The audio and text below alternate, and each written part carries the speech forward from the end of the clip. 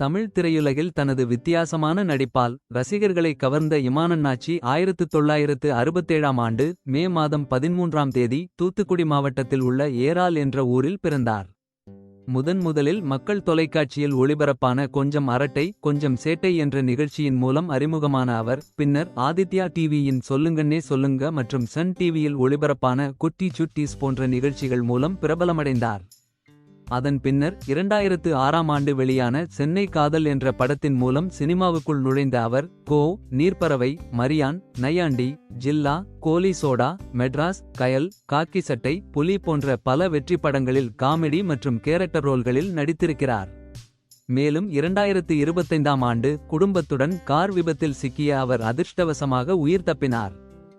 தொலைக்காட்சி முதல் சினிமா வரை தனது தனித்துவமான நடிப்பை வெளிப்படுத்திய இமானண்ணாச்சி இன்றும் ரசிகர்களிடம் நகைச்சுவை நடிகராகவும் குடும்ப நிகழ்ச்சிகளின் அன்பான தொகுப்பாளராகவும் தொடர்ந்து நடித்து வருகிறார்.